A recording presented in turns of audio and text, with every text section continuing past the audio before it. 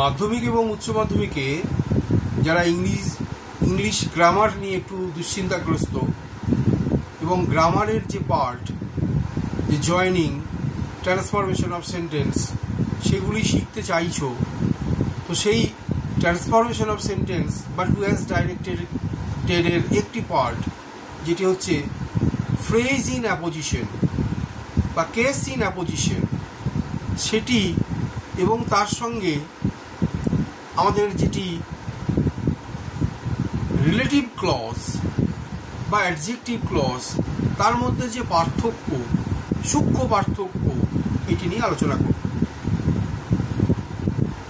একটি উদাহরণ দিয়ে তোমরা সহজেই বুঝতে পারবে। আমরা কি জানি?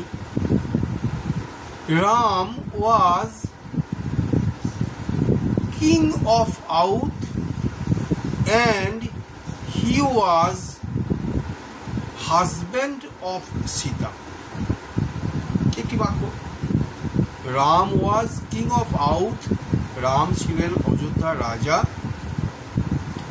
and he was husband of Sita, এবং তিনি ছিলেন সীতার স্বামী। এই বাক্যটি কি আমরা সহজেই জানি? এই বাক্যটি হচ্ছে একটি কম্পাউন্ড সেন্টেন্স। কম্পাউন্ড সেন্টেন্স কেন? কম্পাউন্ড সেন্টেন্স কেন? এই কারণে, Ram was king of Oudh এটি একটি principal clause and connective, he was husband of Sita এটিও একটি প্রিন্সিপাল ক্লজ। তো দুটি প্রিন্সিপাল ক্লজ একটি কম্পাউন্ড সেন্টেন্স গঠন করেছে। তো তোমাদের প্রশ্ন হতে পারে, turn into a simple sentence using phrase in apposition বা কেস ইন অ্যাপোজিশন। এটাকে সিম্পল সেন্টেন্স করো ব্যবহার করে ফ্রেজ ইন অ্যাপোজিশন বা কেস ইন অ্যাপোজিশন। উত্তরটা কি হবে? রাম কমা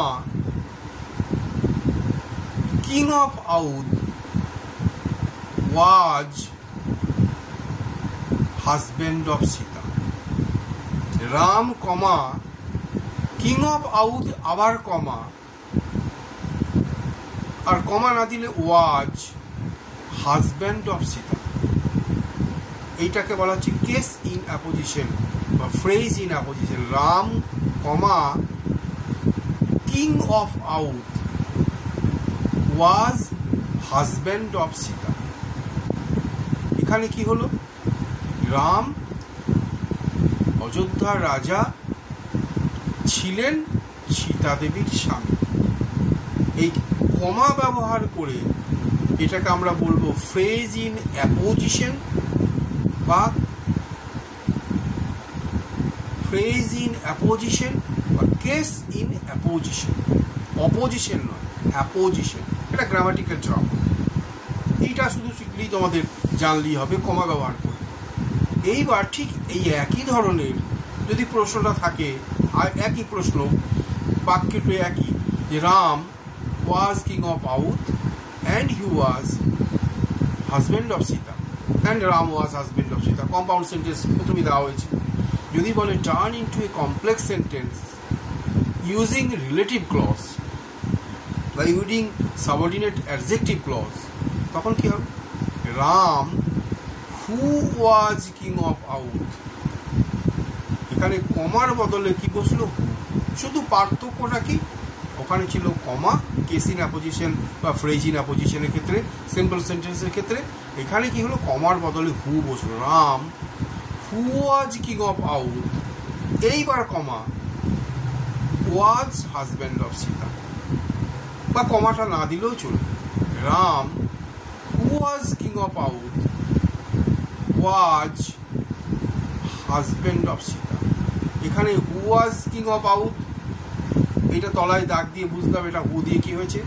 সাবঅর্ডিনেট রিলেটিভ ক্লজ বা সাবঅর্ডিনেট অ্যাডজেক্টিভ ক্লজ। আর প্রিন্সিপাল ক্লজ কোনটা হয়েছে? রাম প্রথম আর শেষে ওয়াজ হাজব্যান্ড অফ সীতা, এটা প্রিন্সিপাল ক্লজ।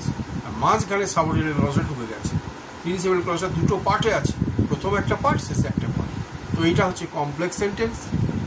আমরা কি করলাম, একটা কম্পাউন্ড সেন্টেন্স ছিল, সেই কম্পাউন্ড সেন্টেন্সটাকে সিম্পল সেন্টেন্স করলাম।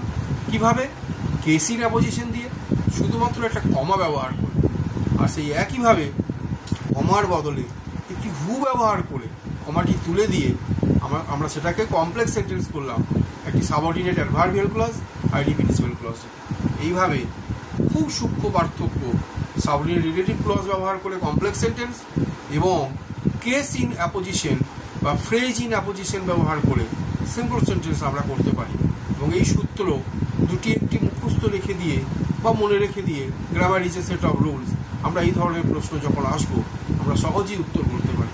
এবং এই যে transformation of sentences, conversation of sentences বা টু অ্যাজ ডাইরেক্টেড, এর যে পার্টিকুলার কতগুলো বিষয় রয়েছে, আমরা প্রত্যেকটি ক্ষেত্রে দুটি একটি করে উদাহরণ আমরা যদি সঠিকভাবে কনসেপশন ক্লিয়ার করে রাখতে পারি, তাহলে তোমরা উত্তরগুলো সহজভাবেই করতে পারো।